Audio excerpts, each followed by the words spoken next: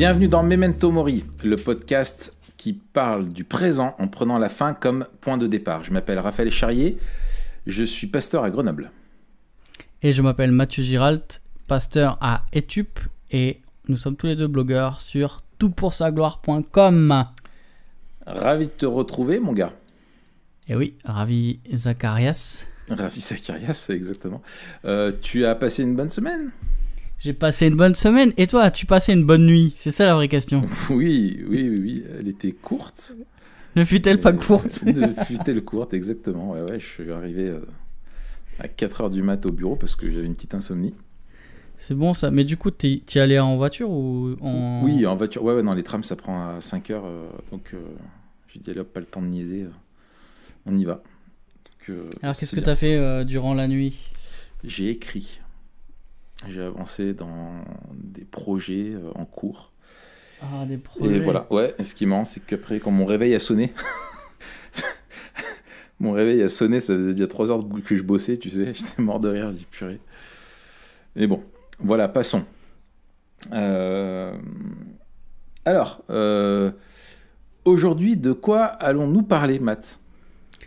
Écoute, on va parler d'un sujet qu'on maîtrise. Je pense que c'est une des caractéristiques que l'on a tous les deux, qui nous est commune. Les gens, quand ils nous décrivent, ils doivent en parler.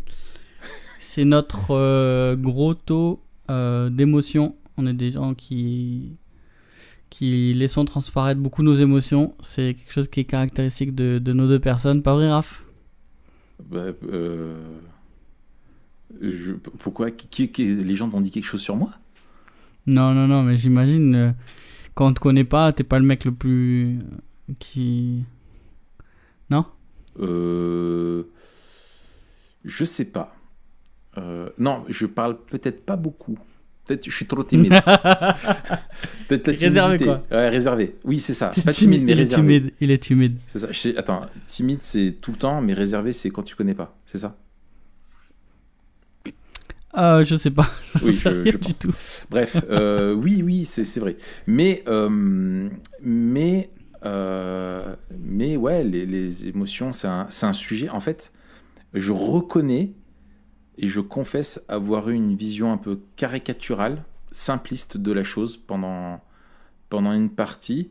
Et justement, c'est pour ça que c'était cool d'aborder le sujet, parce que dans la vie chrétienne, pour vivre le présent, en fait, en prenant la fin comme point de départ, vivre le présent, en fait, les émotions sont une part énorme de la vie, quoi. C'est une part monumentale. En vrai, de l'expérience humaine. Toi, c'est un livre aussi qui t'a donné envie de parler de ça, parce qu'il t'a mis au défi. Exactement. Quelque part. Ouais. Est-ce que tu veux le présenter vite fait avant qu'on attaque l'épisode ? Alors, c'est un livre qui s'appelle, que je devais lire cet été, on en avait parlé ensemble, c'est Untangling Emotions. C'est de Alistair Groves et de Winston Smith. Donc, démêler les émotions. Voilà, c'est ça, démêler les émotions. Les deux sont en fait des... Alors, il y en a un qui est chez CCEF, donc Christian Counseling and Educational Foundation, donc toute l'école de David Powlison, etc.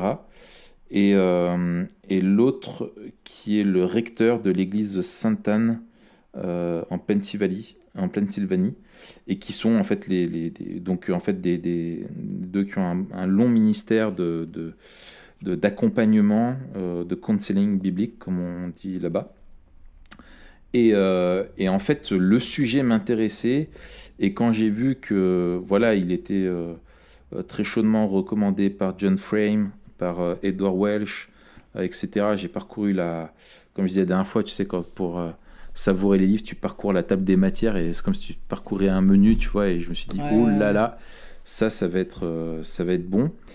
Et donc voilà, et je l'ai lu, et j'ai appris énormément. Et en fait, il y a tellement de matière qu'on va avoir 2 épisodes ensemble sur le sujet, cette semaine et la semaine prochaine. Et l'idée, c'est d'avoir une approche... Bon, je ne pourrais pas retransmettre tout ce que j'ai appris dans le livre, on l'imagine bien. Mais peut-être cette semaine-là d'avoir plutôt une approche un peu globale sur la définition de ce que sont les émotions. Et puis la semaine prochaine plutôt une approche peut-être plus concrète sur comment en gros appréhender nos émotions, comment en fait euh, enfin deal with it quoi. Comment Ouais. est-ce qu'on fait avec, comment est-ce qu'on gère ça. Et puis, avec, bien sûr, comme on a aussi Memento Mori, on aura parlé du présent, bien sûr, se poser la question, ouais, en fait, est-ce que l'eschatologie biblique s'intéresse aux émotions et comment nos émotions nous invitent à vivre Memento Mori. Ça roule, excellent. Donc, voilà. Du coup, est-ce que tu veux commencer peut-être en disant c'est quoi nos émotions? De quoi on parle en fait quand on parle des émotions? Ouais. Alors, c'est très intéressant. En fait, il y a plusieurs points. Il y a 3 points, je pense, essentiels à aborder d'un point de vue biblique. Après, enfin, on regardera plus en amont un peu ce que la théologie enseigne sur les émotions. Ce qui est intéressant, et c'est comme ça qu'il part dans le bouquin, c'est que nos émotions sont une manière essentielle de porter l'image de Dieu. Le Dieu de la Bible est un Dieu qui a des émotions, et nous sommes à son image. Et en fait, ces émotions-là, elles jouent un rôle crucial dans notre relation avec Dieu. Il n'y a pas de relation avec Dieu sans émotion vis-à-vis de Dieu, sans ce que Edwards appelait les affections religieuses. Si on a un cœur qui ne ressent rien vis-à-vis de Dieu, on n'a pas une relation avec Dieu, quoi. Donc ça, c'est la première chose. La deuxième, c'est que on a en Jésus un exemple parfait des émotions humaines en action. Et ça, c'est très important de regarder au modèle de Jésus, non pas simplement comme dans sa nature divine, mais aussi dans sa nature humaine. Et on pourra avoir une vision un peu, tu sais, il y a des bonnes émotions et des mauvaises. Et par exemple, la colère, tu la classes dans les mauvaises et la joie dans les bonnes. Mais en fait, tu vois que Jésus a vécu de la colère. Et en fait, dans son humanité, il a partagé tout ce qui fait ce qui compose notre expérience humaine. Et il a manifesté des émotions qui sont positives et négatives. Et donc, en fait, tu vois déjà, quand tu regardes à Jésus, que tu ne peux pas classer les émotions en disant il y en a qui sont autorisées et voulues par Dieu et d'autres qui sont interdites. C'est beaucoup plus fin que ça. Et puis, et alors, il y a deux, pour maintenant aller un peu plus en amont, il y a 2 principales théories qui influencent les chrétiens. En fait, et qui influencent le monde d'une manière générale. En fait, il y en a qui pensent que les émotions viennent de notre corps. Ce sont des impulsions physiologiques, chimiques, électriques dans le corps, ou qui relèvent de l'instinct, tu vois, animal qu'on aurait en nous. Et l'implication de ça qu'on voit dans la manière d'aborder les émotions comme ça, c'est que tout de suite on va dire attention, elles sont un danger parce qu'elles viennent de la chair. Elles viennent de la nature humaine, de ce côté animal, et c'est ce que tu retrouves dans la vision platoniste un petit peu. Tu vois, où l'esprit est supérieur à la chair, cette dichotomie, hein, corps-esprit, et en fait, l'homme devrait chercher à réagir non pas en suivant ses émotions qui sont simplement quelque chose d'animal, d'irréfléchi, de spontané comme ça et qui ne veulent finalement rien dire, mais plutôt partir avec son esprit qui, lui, appréhende la réalité telle qu'elle est et pas telle que simplement il la ressent. C'est un peu Monsieur Spock, quoi. Tu vois, c'est chercher à ressembler à Monsieur Spock ou à Sheldon Cooper. Je sais pas si tu as regardé déjà un peu The Big Bang Theory. Ouais. Et voilà, tu vois le personnage de Sheldon Cooper, voilà, qui refuse, enfin bref, qui est un gros taré, mais ça c'est une autre chose. Il est même pas taré, il est autiste juste. Oui, c'est ça. Mais voilà, enfin bref. Donc ça c'est un peu le premier, la première façon d'aborder, donc quelque chose qui serait simplement des réactions instinctive de notre corps face à des situations Est-ce que, de danger. Tu dégages simplement voilà, des hormones, etc. Et ton flux sanguin augmente, etc., etc. Tu vois. est-ce que cette vision-là, elle prend pas ses racines? Alors, peut-être ils en parlent dans le bouquin. Dans les conceptions antiques, je pense notamment à la manière dont Aristote parle des émotions, la manière aussi dont, par exemple, certaines émotions étaient liées à des organes. Tu vois, par exemple, quand on parle de la bile, Oui. on le dit encore, hein, c'est un Ouais. bileux, ou tu vois. Ouais. Te fais pas de C'est bile. c'est ça. Ouais. C'était l'idée que telle émotion était liée à tel organe, Mhm. et que le corps produisait des sécrétions qui se manifestaient en émotion, quoi. Ouais, ouais, ouais. Est-ce Non, qu'il alors, est-ce qu'il parle de ça? ils remontent là à Platon. Ok. Vraiment avec la dichotomie en disant, ils vont pas plus dans le détail de ça, mais en disant, voilà, tu as une vision qui dit, en gros, c'est une origine, les émotions ont une origine simplement physique. D'accord. Et ensuite, elles s'imposent à nous dans notre esprit, et du coup, on réfléchit dessus, quoi. Donc du psychosomatique. Voilà, exactement. Et ensuite, l'autre vision, ça va être, en fait, c'est qu'elles viennent plutôt de notre esprit, donc de l'esprit, et l'esprit est la locomotive de ces émotions-là, pas le corps. Et en gros, c'est l'idée que il faut que l'esprit contrôle les émotions, et c'est ce qu'on retrouve finalement dans tout ce dont on avait déjà parlé dans la question de la pensée positive, etc. Tu as ce présupposé-là qui est derrière. C'est Ouais. que, en fait, ton esprit est supérieur à ce que tu ressens. Et en fait, il faut que tu parles à ton corps. En gros, c'est comme ils disent eux, ils rappellent Hakuna Matata, quoi. Tu vois, c'est vraiment Hakuna Matata. Ouais, Voilà, il faut prendre la vie avec philosophie, il faut prendre du recul. Chose que tu retrouves beaucoup dans des philosophies aussi orientales, tu vois, un peu ce détachement par rapport à ce que tu vis, etc. Ce que tu retrouves aussi pour des chrétiens, dans le sens, ouais, nous on le met à la sauce chrétienne, tu vois, avec du vocabulaire chrétien, mais en gros, voilà, tu ressens des choses, t'as peur ou t'es angoissé, il faut que tu proclames telle ou telle chose sur ta vie, et puis ça va changer comme une baguette magique, quoi. ouais. Et ça montre en fait vraiment une méconnaissance de ce que disent les Écritures à propos des émotions. Donc j'imagine, c'est la deuxième question, que après avoir fait ce diaporama, les auteurs recentrent un peu sur la question de la théologie, et nous disent ce que sont les émotions, ou la manière dont la Bible parle des émotions. C'est ça, c'est ça. Et en fait, c'est beaucoup plus complexe que ça, quoi. Justement, c'est qu'il rappelle que dans l'expérience humaine, en fait, la plupart du temps, c'est impossible de distinguer dans ce qu'on ressent si ça vient d'abord de notre corps ou de notre esprit. Tu vois, par exemple, il prend un exemple qui est tout simple, mais qui est bien parlant. Il dit, t'es en voiture en train de rentrer chez toi, t'es plutôt de bonne humeur. Et d'un coup, il y a un gars qui te fait une queue de poisson. Il y a un danger physique. Donc là, tu pourrais dire, et réaction, tu te mets en colère, tu as eu peur et tu te mets en colère. Donc tu pourrais dire, voilà, l'émotion, elle vient du physique. Et après, tu rentres chez toi, et là, tu as ton chien qui te fait la fête, et tu as juste envie de shooter dans ton chien, parce qu'il te saoule, parce que tu es énervé. Et il dit, et quand tu vois ça, d'abord, tu as une réaction qui est physique, et ensuite, c'est pas ce que fait ton chien, ou son comportement ne fait rien pour susciter ça, mais il n'y a rien qui justifie que tu aies un énervement sur ton chien ou sur d'autres choses. C'était lié à une personne dans une situation donnée, mais ton état d'esprit est comme ça, et t'as beau te dire que ton chien il a rien fait, le simple fait qu'il te saute dessus et qu'il te fasse la fête alors que tous les autres soirs ça pose pas ce problème-là, ce soir-là ça devient un problème, quoi.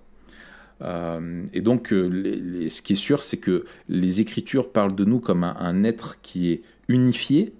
Il y a un être intérieur, il y a un être physique, mais on est un être qui est unifié, et nos émotions se manifestent toujours d'une manière qui est physique. Tu as toujours un ressenti qui est physique, quoi. Tu as le cœur qui s'emballe, tu as une tension qui change, tu as la respiration qui évolue, etc. Et qu'il y a une influence de l'un sur l'autre. Quand tu essayes de te relaxer, de respirer profondément, etc., en général, c'est quelque chose qui participe à te calmer, et inversement, quoi, tu vois. Enfin bref, voilà.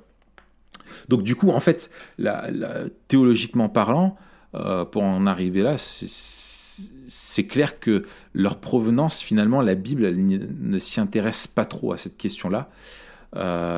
Probablement, eux, ils disent ça vient des deux, quoi, parce qu'on a un être justement qui est unifié, quoi. Mais la Bible, elle va plutôt montrer comment les émotions, elles vont faciliter ou handicaper notre rôle de porteur d'image de Dieu. Attends, je te coupe avec une petite question rapide. Vas-y. Est-ce que tu penses pas que en plus de cette dichotomie dont tu viens de parler là, de la provenance des émotions, s'ajoute à ça la difficulté que l'on a quand on considère le cœur dont parle la Bible comme le siège des émotions, complètement, alors que la définition biblique est bien plus large et englobe d'ailleurs probablement d'abord la question de la volonté, des décisions, etc. Et est-ce que, vu qu'on a une définition, le cœur, une définition un peu romantique, ça brouille encore plus, quoi. Mais complètement, tu as tout à fait raison. Ça, je pense on ira plus dans le détail quand on fera notre épisode sur l'anthropologie biblique, sur ce on en qu'est parlera l'homme. bientôt, Et complètement, tout à fait. Et en fait, justement, on va y revenir après sur cette chose du cœur. Et en fait, je crois que justement dans notre découpage moderne, où il y a d'un côté la volonté, l'aspiration de l'âme, et de l'autre côté le ressentiment, enfin voilà, on a créé un saucissonnage de l'être intérieur que ne créent pas les Écritures, il me semble. Et en fait, justement, on va voir le rôle du cœur et comment justement c'est une question de cœur au final qu'on a, c'est pas juste une question d'émotion, mais on reviendra là-dessus, quoi. Yes. Voilà. Donc, comme je te disais, le focus qu'il y a dans les Écritures, c'est de montrer comment les émotions dans le monde dans lequel on vit, en fait, sont des obstacles ou des choses qui vont faciliter notre rôle de porter l'image de Dieu et de nous pousser à être plus en relation avec lui, et vont aussi nous aider à plus aimer notre prochain. Et en fait, ils ont un chapitre qui est intéressant. Il commence par ça rejoint ce que je te disais un petit peu tout à l'heure. Ils disent le titre du chapitre, c'est « Parfois, il est bon de se sentir mal ». Et ils rappellent que, tu vois, cette vision, il y a des bons sentiments et des mauvais que tu dois pas avoir. Et même, tu vois, tu peux avoir des fois une forme d'immaturité ou de simplisme dans notre façon de conseiller les gens. Tu as quelqu'un qui va dire « Ouais, je suis en colère ». Ah non, la Bible dit « Il faut pas se mettre en colère », tu vois. Je ressens, enfin voilà, et justement, en fait, tu vois, Jésus était parfait, et quand ils prennent l'exemple de Jésus qui pleure quand Lazare meurt, c'est en Jean 11, eh bien, en fait, Jésus sait ce qu'il va faire, néanmoins, il peut régler le problème, il va le régler, tout est planifié, il a l'initiative de tout, il contrôle parfaitement la situation, il sait qu'il va ressusciter Lazare, néanmoins, il a quand même exprimé son émotion, c'est la tristesse face à l'incrédulité des gens qui ne croyaient pas, et voir lui, et c'est ce qu'il dit en fait, c'est que ça, c'est ce que ressent Jésus, c'est comme il vit pour le Père, et qui voit qu'il y a ce manque de foi et de confiance dans son œuvre et le fait que le Père l'a envoyé pour apporter la vie éternelle, malgré le fait qu'il sait qu'il va régler le problème, il souffre quand même et il pleure. Et en fait, les émotions les émotions négatives, elles ne sont pas simplement les conséquences de la chute, mais elles se vivent dans un monde déchu. La preuve en est, c'est que Dieu lui-même a des émotions qui sont négatives. Jésus a vécu des émotions qui sont négatives. La colère, Dieu est un Dieu qui se présente aussi comme étant jaloux, voilà, alors, etc. Est-ce que, sur ça, on peut peut-être s'arrêter un instant. Est-ce que tu dirais comme ça que Dieu a des émotions négatives ? Oui, complètement. Alors, dans quel sens tu dirais négative? Des émotions qui n'apportent pas du bien-être dans ce sens-là, dans la façon dont tu le ressens. C'est-à-dire que, par exemple, la colère, tu vois, la colère n'est pas une émotion que tu te plais à ressentir. D'accord. Tu vois, la tristesse, voilà, toutes ces émotions-là sont des émotions qui ne viennent pas simplement qui ne sont pas en fait été créées par la chute, mais qui se manifestent depuis la chute et qui se manifestent face à ce qui ne va pas. Et elles sont là en fait, et elles ont ce rôle-là essentiel, et c'est ce qu'ils rappellent. Et si, tu vois, par exemple, la tristesse et la colère étaient des émotions qui étaient simplement la conséquence du péché, Jésus n'aurait pas pu les expérimenter, puisque Jésus n'a pas connu le péché. Il n'était pas pécheur. Mais il les a expérimentées. Et ces émotions-là, en fait, elles sont, on les a, et elles se manifestent quand il y a quelque chose qui va mal en nous ou autour de nous. Donc là, tu dis que ces émotions négatives ne sont pas liées au péché dans le sens où, par exemple, Jésus les a expérimentées mais étaient parfaits. Par contre, elles se manifestent à cause du péché dans le sens où elles ne sont possibles. Tout à fait. Et même, je dirais, normal parce qu'on vit dans un monde déchu. Ce serait anormal. Exactement. De ne pas ressentir de la colère face au péché, face à de la douleur ou de la tristesse, face à la mort ou à la souffrance. Tout à fait. Et c'est de l'insensibilité. Tu vois, si tu as quelqu'un qui souffre et toi, tu ressens rien, tu es totalement insensible. Et en fait, c'est ça, la Dieu justice veut qu'on ressente comme lui, qu'on vive les mêmes émotions comme lui les a. C'est-à-dire que ce qui met Dieu en colère doit nous mettre en colère. Ce qui réjouit Dieu doit nous réjouir. Mais le problème du péché, c'est que ça nous pervertit et que on va sentir quelque chose, on va être réjoui par le péché. Et c'est ça qui va pas. Oui. Peut-être on peut préciser deux choses, Raph. Encore une fois, parce que je trouve que c'est intéressant de partir de Dieu quand on réfléchit à l'image de Dieu. Peut-être quelque chose qui m'a aidé, moi, c'est de considérer... alors ça, j'ai eu dans mon cours avec Paul Wells à Jean Calvin, et je me rappelle plus de qui tient ça. Tu sais, les attributs a priori et a posteriori. Par exemple, il va considérer, ou je sais plus, il faudrait que je recherche, des attributs a posteriori qui dépendent d'attributs a priori. C'est-à-dire, par exemple, la colère n'est pas un attribut a priori.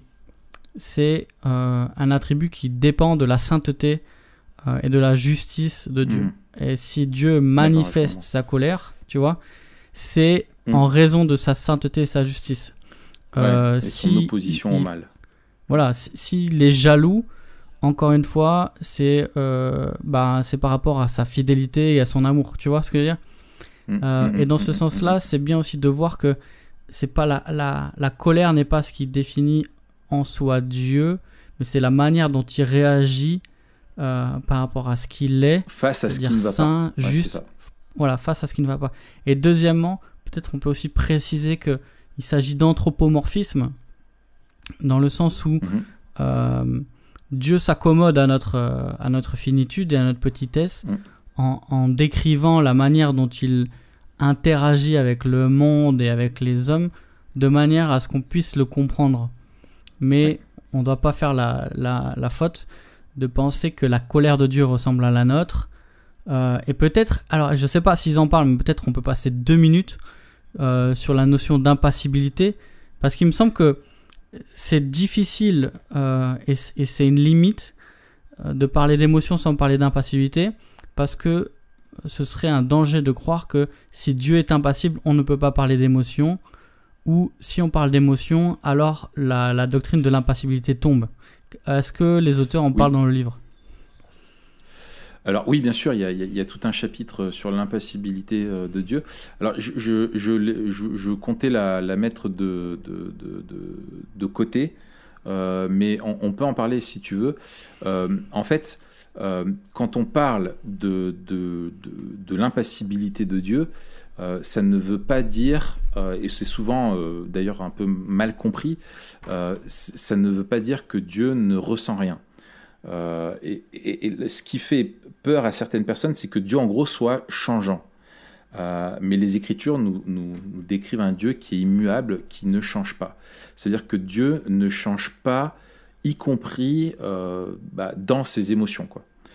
Et c'est-à-dire qu'il n'a pas de variation et il n'est pas sujet aux événements extérieurs qui vont le bouleverser, parce qu'au contraire, parce que Dieu est souverain. Et qu'il contrôle toute chose, mais Dieu a néanmoins des perfections. Dieu est un Dieu qui est parfait et qui est un Dieu qui est moral et qui exprime comment dire, ses perfections devant nous de façon parfaite aussi. Et ses émotions à Dieu sont parfaites, mais ce ne sont pas, comme on dit chez les hommes, des passions, c'est-à-dire qu'il ne va pas avoir de changement brusque ou d'évolution, et ça veut dire que son amour pour nous demeure, sa colère face au mal demeure toujours. Voilà, il n'y a pas de changement en Dieu. C'est ça. Et puis de la même manière, avec peut-être la distinction a priori, a posteriori dont j'ai parlé, il y a une distinction à faire entre aussi des émotions qui caractériseraient Dieu et la manière dont il dit qu'il interagit avec l'homme, où c'est la question à la fois de son action dans le monde et de la révélation de son être et de son plan, qui emploie ce vocabulaire-là des émotions. Et je pense que c'est bien de dire, voilà, on croit fermement que Dieu ne change pas, qu'il est immuable, qu'il n'y a aucune variation en lui. Il ne peut pas plus aimer, il ne peut pas moins aimer, il ne peut pas aimer un jour et ne pas aimer un autre. Mais par contre, Dieu manifeste son amour d'une manière particulière à certains endroits, à certains moments, manifeste sa colère de manière particulière à certains endroits, à certains moments. Et il faut bien faire la distinction entre les deux. C'est ça. Excellent. Est-ce qu'on était encore sur la théologie des émotions? En fait, il ne faut pas confondre qui est Dieu et... Oui, c'est ça. Juste pour rebondir ce que tu dis, il ne faut pas confondre qui est Dieu, son essence, et ses actions. Et parfois, Dieu va nous révéler sa colère face au mal, et parfois, il va révéler son amour vis-à-vis du pécheur. Mais ça ne veut pas dire qu'il est passé de l'amour à la colère. C'est ça, voilà. Il y a une constance dans qui il est. Et ça, c'est hyper important justement dans la façon de nous gérer nos émotions. C'est que Dieu n'est pas comme nous. Et que vis-à-vis de nous, et que vis-à-vis de Dieu, en fait, Dieu ne change pas, quoi. Et Dieu ne nous rejette pas, donc. Et ça, c'est génial. Donc, si on revient à ce qu'on voulait dire, pour avancer, c'est que ce que j'ai trouvé excellent dans le bouquin, c'est qu'il rappelle que finalement, et c'est lié, je crois, à la loi morale de Dieu, qui est d'aimer Dieu et d'aimer notre prochain de tout notre cœur, toutes les émotions que l'on expérimente ont un lien avec l'amour. Elles découlent toutes de ce qu'on aime le plus, et elles sont toutes en lien avec ce à quoi nous accordons de la valeur, quoi. Et en fait, même si on ne le comprend pas, même si on ne s'en rend pas compte, et par exemple, tu vois, quand tu reçois ce que tu veux, ce que tu aimes, bah, tu es heureux. Quand ce que tu aimes est en danger, bah, tu as de la peur. Quand tu es aux colères, c'est parce que y a quelque chose que tu aimes ou une situation que tu trouves normale, qui correspond à tes valeurs, qui ne va pas. Tu vois. Quand tu es triste, c'est parce que tu as perdu quelque chose, ou quand tu es dans le deuil, quelqu'un que tu aimes. Tu vois. Quand tu as honte, c'est que l'image que tu aimes projeter de toi sur les autres, elle est abîmée. Tu vois, moi je pense à mes enfants, tu sais, quand tu te dis ils se comportent mal, et que toi tu veux leur donner une bonne éducation et que devant les gens ils se comportent mal, tu dis mais tu penses quoi? Tu dis mais tu me fais honte, tu vois. C'est voilà, parce qu'ils envoient une image qui correspond pas à celle que tu as envoyée. Bref, et en fait nos sentiments, ils expriment comment on vit intuitivement une situation, Et tous les sentiments qu'on va avoir, eh ben, ils vont révéler en fait de quoi nous sommes, et plutôt de qui nous sommes des adorateurs. Et en fait, toutes nos émotions sont en lien avec ce qu'on aime et ce qu'on adore. Et voilà quoi. Qu'est-ce que t'en penses? T'avais déjà remarqué ça, Écoute, toi? euh, ouais, je souvent en fait les émotions c'est une réaction. Et souvent la réaction elle est d'abord et surtout euh, conditionnée par l'état de notre cœur quoi. Tu sais, Oui. je me rappelle cette fameuse, alors je sais pas s'il avait pris ailleurs mais c'est David Schutz dans son cours là à l'IBG. Il disait quand tu renverses un vase, ce qu'il en sort c'est ce qu'il y avait à l'intérieur. Ouais. Et moi, j'ai vu on est tellement prompt à dire ah mais si je réagis comme ça, c'est parce que toi t'as fait ça, nanana, et on arrive toujours à la même conclusion. Non, en fait, si j'ai réagi comme ça, c'est parce c'était déjà dans mon cœur en fait. C'était déjà dans mon cœur et c'est juste la situation m'a donné l'occasion d'exprimer ça. Mais sur l'amour, je trouve ça ultra pertinent. Je me suis déjà dit ça souvent. Au volant. C'est marrant que tu aies pris le. Et c'est marrant aussi que les auteurs prennent l'exemple de la voiture. Je pense que c'est assez universel. C'est comme les smartphones, ça fait ressortir vraiment ce qu'il y a dans ton cœur. Ouais. Et je me fais souvent la remarque en fait.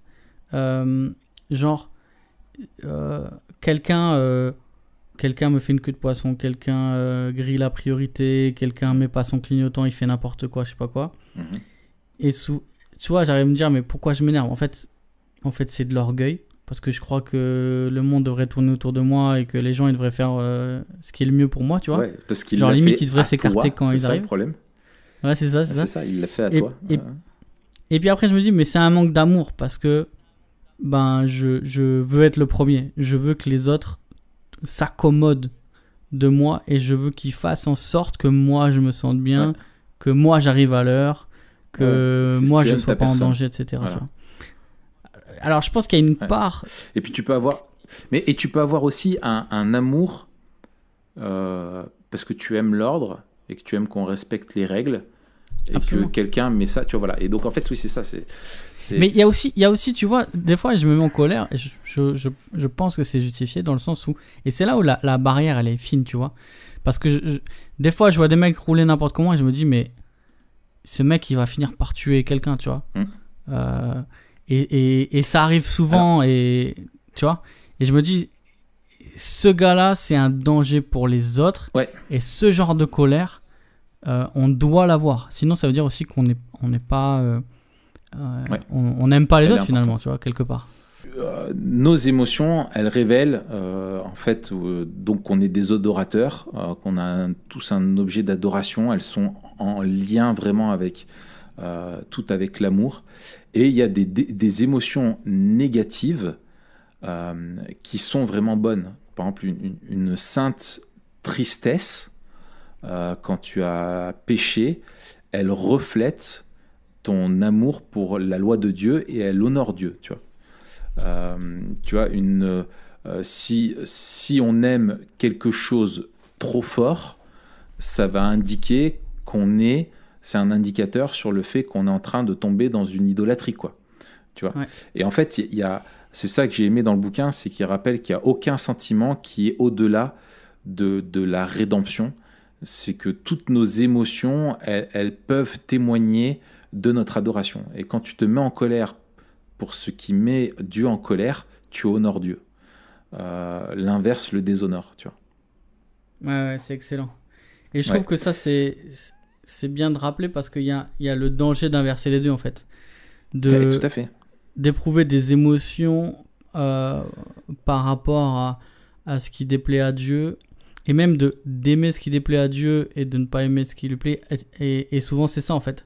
À cause du péché, nos émotions sont complètement tordues et décalées, quoi. Ouais, c'est ça. Et en fait, et nos émotions aussi, c'est ça qui ça, en fait, j'enfonce une porte ouverte, c'est qu'elles se manifestent souvent d'une manière confuse et contradictoire. parce qu'on aime plein de choses simultanément, et en fait c'est un peu un sac de nœuds, et parce qu'elles sont des réponses à tout ce qui se passe autour de nous. Et c'est ce qui fait que tu peux être en même temps endeuillé, parce que tu viens de perdre un être cher, tout en étant en train de tomber amoureux de quelqu'un. Et en fait, tu as des gens qui pensent que, et ça je trouve c'est très sage même dans l'accompagnement que tu fais des personnes, c'est qu'il y a des gens, ils se disent mais je ne ressens pas ce que je devrais ressentir. Mais en fait, c'est qu'il se passe plein de choses contradictoires autour d'elles, donc forcément, elles vont avoir des sentiments qui vont être contradictoires. Tu vois le truc ? Ouais. Et je trouve que, alors, je sais pas s'ils en parlent. Je sais pas s'ils en parlent. C'est une des forces aussi des puritains. Ouais. C'est d'aligner l'orthodoxie avec l'orthopathie. Tout à fait. D'aligner ce qui est juste, ce qui est bon avec de saines émotions, en tout cas des émotions qui correspondent à ce que l'on devrait ressentir. Et je trouve que... Bon, on en parlera dans le prochain épisode. Mais, ouais. On en parlera plus tard. Ouais. Et puis, il y a bon, encore, là-dessus, il y a toujours dans la théologie des émotions, il y a encore 3 autres choses essentielles qui mentionnent. C'est que en fait, les émotions sont... La première, c'est que les émotions sont essentielles pour entrer en relation avec les autres. Ouais. En fait, le second commandement, qui est d'aimer son prochain, est une extension de celui d'aimer Dieu, et Jésus l'utilise en réponse aux pharisiens qui se vantaient d'aimer Dieu, mais qui méprisaient leur prochain. Et en fait, Dieu veut qu'on l'honore et qu'on aime notre prochain comme lui l'aime. Et en fait, tu peux pas être dans une relation authentique et profonde avec quelqu'un sans entrer dans son expérience, comprendre ce qu'il ressent et le partager avec lui. Et c'est ce qui distingue des relations intimes, personnelles que tu vas avoir par exemple avec des amis, que d'une relation que tu vas avoir avec le gars qui est à la caisse du magasin dont tu passes, ou d'un professionnel, une relation professionnelle. Et qu'en fait, une vraie relation profonde implique de partager des émotions. Et tu partages, quand tu es en couple, tu vas partager de l'amour, tu vas partager la tristesse, tu vas partager... voilà. Et en fait, tu peux aimer quelqu'un, tu peux pas aimer quelqu'un sans être touché émotionnellement par lui, sans partager ses émotions. Et si toi-même, tu ne partages pas tes émotions à celui qui t'aime, eh bien, tu vas le mettre en difficulté.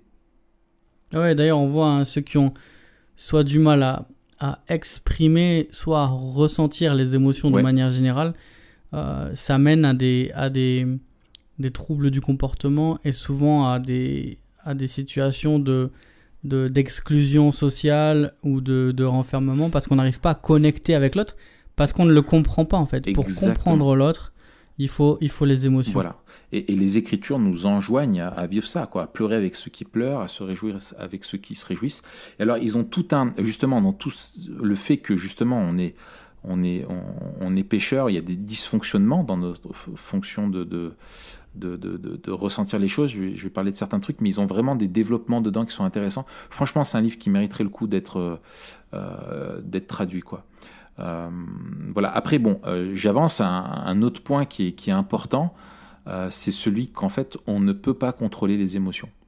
Et ça, il l'affirme avec force.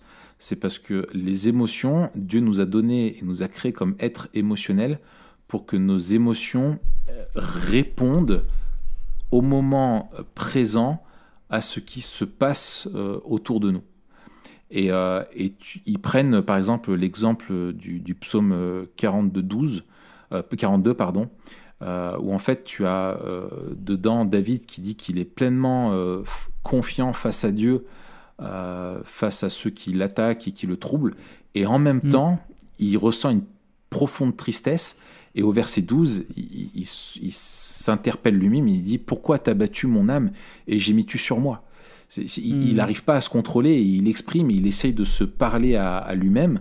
Voilà. Et en fait, il faut que le temps passe ou que les circonstances changent à un certain degré pour que nos émotions changent. Tant que tu es dans une situation qui est dangereuse, tu ressens de la peur. Une fois que le danger s'en va, tu ressens moins de peur, tu vois. Voilà. Et en fait, Dieu nous a donné des émotions qui sont en fait conçues pour ne pas changer, à moins que ce que nous aimons change ou que ce qui fait appel ce qui fait appel à la chose que nous aimons change. En gros, Tu me suis? ouais, j'essaie de te résumer, Vas-y. tu me dis si j'ai bien compris. On ne peut pas contrôler nos émotions. Donc, en fait, pour qu'elles changent, il faut soit que les circonstances qui ont amené ces émotions changent. Voilà. Par exemple, qu'il n'y ait plus de danger Ouais. ou qu'il n'y ait plus d'injustice. Ou alors que l'objet qui anime ces émotions change. Par exemple, Exactement. ce qui va faire qu'on ne peut pas contrôler nos émotions. Par contre, on peut s'éloigner d'une idole pour se rapprocher de Christ, et c'est là où nos émotions vont changer. Voilà, exactement. Et c'est là on va en venir sur la question du cœur, la question du changement du cœur dont on a besoin. Et il rappelle, justement, pour terminer ce point, c'est que du fait qu'on ne peut pas contrôler nos émotions, c'est qu'une grande foi ne veut pas dire un contrôle des émotions, c'est-à-dire que dès qu'une peur arrive, hop, il n'y a rien, quoi. Tu vois, de tomber dans un stoïcisme. Encore une fois, ressentir des mauvaises choses est bon. Et peut être Oui. bon quand c'est en accord avec ce que Dieu lui ressent pour les mêmes choses. Et Jésus C'est ça. lui-même ressentait des choses mauvaises. Il n'a pas dit ah non, en Gethsémane, il s'est pas dit ah non, bah, je suis immature et il faudrait pas que je ressente ces choses-là, ou quand il est face à l'incrédulité, voilà, il était juste qu'il ressente ça. Quand on voit David avec la foi qu'il avait exactement pareil, tu vois, qui ressent aussi des choses complexes, quoi.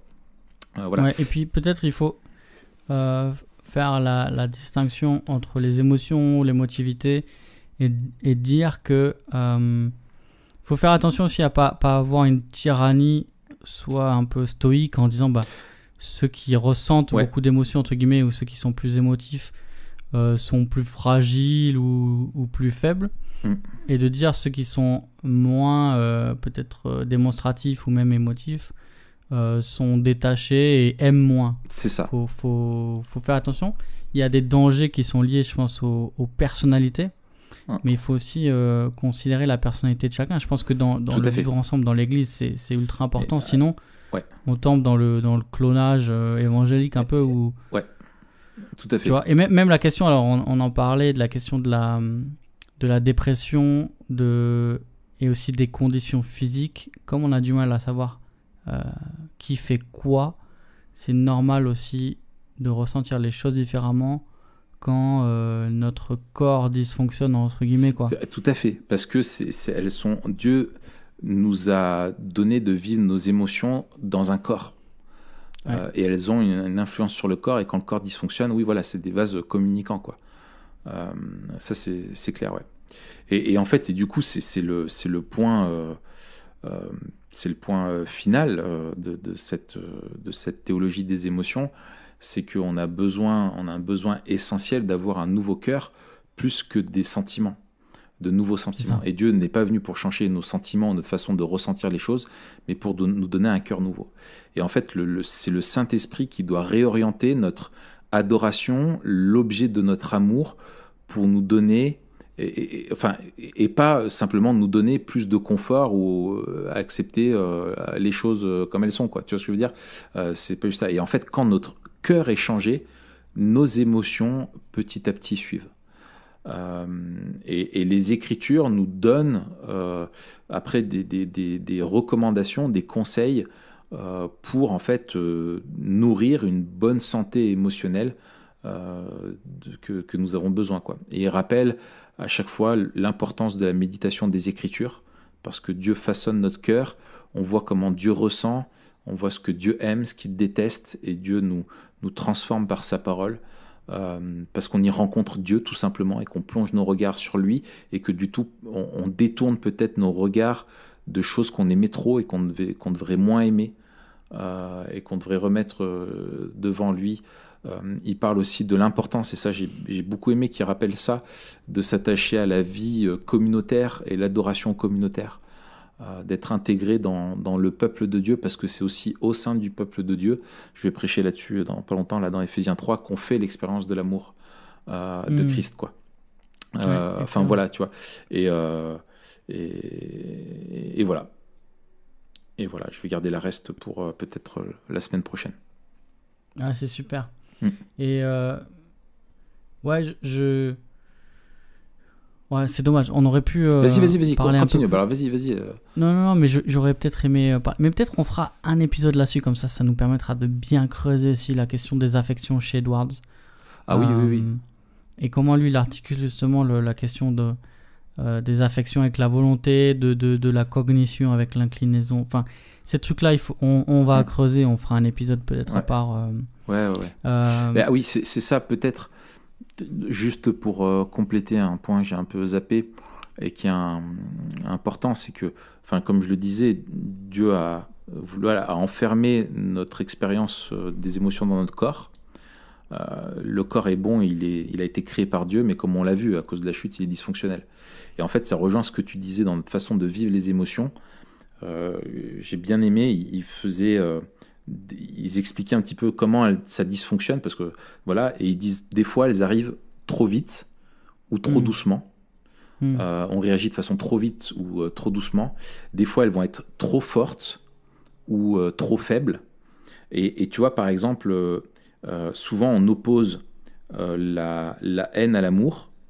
Et en fait, il dit des fois en fait c'est plutôt le manque. Le problème est plutôt pas le fait l'indifférence. Ouais, voilà, l'indifférence. Merci.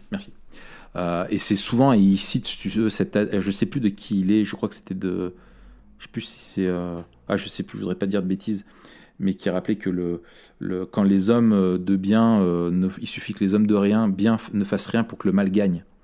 Ouais. Tu vois, et ce côté apathique, tu vois, voilà, c'est pas le problème, mais simplement le fait de pas assez aimer les gens crée le problème, quoi. C'est pas simplement du fait de les haïr, quoi. Voilà. Et des fois, elles durent trop longtemps ou pas assez. Tu vois, et le fait que le soleil ne se couche point sur votre colère rentre plutôt dans cette catégorie-là, quoi. Voilà. Et en fait, voilà. Et le corps lui-même est là pour nous envoyer des signaux que quelque chose ne va pas. Tu vois, et on le ressent physiquement que quelque chose ne va pas, mais des fois c'est dysfonctionnel. Et dans notre nature, dans la façon dont on s'est construit, notre environnement aussi, on s'est façonné une façon de réagir émotionnellement, et on est aussi chacun différent, ce qui fait que ça va s'exprimer avec plus ou moins d'intensité, plus ou moins d'extraversion ou d'introversion, etc., quoi. Excellent. Je te propose qu'on finisse avec une question. Je sais pas si tu avais prévu de le traiter dans cet épisode ou dans l'autre ou pas. La question de la pastorale. C'est-à-dire comment, en tant que pasteur et en tant aussi que frère, en fait, et sœur, qui devons prendre soin des faibles, avertir ceux qui sont désordonnés, et aimer chacun. Comment on peut conseiller les autres, en fait, nos frères et sœurs, avec tout ce qu'on vient de dire, quoi, finalement. Est-ce que tu as des pistes? Mon petit Mathieu, je te propose qu'on en parle la semaine prochaine. Eh ben voilà, c'est super. Excellent. Et on se retrouve la semaine prochaine pour le 2e épisode des émotions. Oui. Excellent. Ouais. Ça marche. J'ai plein d'idées, j'ai envie d'en faire un 3e. Mais on va en faire déjà un 2e. En fait, ça joue tellement dans notre vie, en fait. On vit et je pense qu'il faut faire un truc sur Edwards. Je suis totalement d'accord. Même sur Calvin. Tu vois, le Calvin qu'on voit comme étant un mec super froid et tout. Ouais. Mais qui était tellement sur Calvin, sur Augustin. Tu vois, Calvin avait repris pour son sceau. Je ferai un article sur le sceau de Calvin, qui est un très beau sceau. Il avait fait un sceau avec cette main qui offre un cœur. Adieu. Et qui, je crois que son slogan c'était promptement et sincèrement. Ouais. Et je t'offre mon cœur. Et cette question de que sa vie soit guidée par Dieu, par ce qu'il veut, par ce qu'il aime, et la manière dont même dans sa vie Calvin s'est laissé par exemple, tu vois, je pense à l'épisode où où Pharrell le rappelle à Genève, et Calvin, il n'a pas du tout envie d'aller à Genève, il est saoulé et tout. Mais voilà, il s'y résigne. Pourquoi ? Parce qu'il sait que c'est la volonté de Dieu. Et donc la manière dont à chaque fois, il remet son cœur devant Dieu pour dire, voilà, ce que je veux, c'est ce qui te plaît. Mais bref, on en reparlera peut-être une prochaine fois. Je te dis à la semaine prochaine. Marche. Si vous avez écouté jusque-là, un petit mot-clé, Raph, à mettre ? Oui, le mot-clé, tout simplement, ça va être Jul a écrit... Non, Émotion, album de Jul. Voilà, Émotion, album de Jul. Émotion, album de Jul. Eh bien, merci Raphaël pour cette belle conclusion. Mais je te rends c'était une vraie joie. Une vraie joie d'être avec toi sur réconforté. ce podcast. À la semaine prochaine. Salut.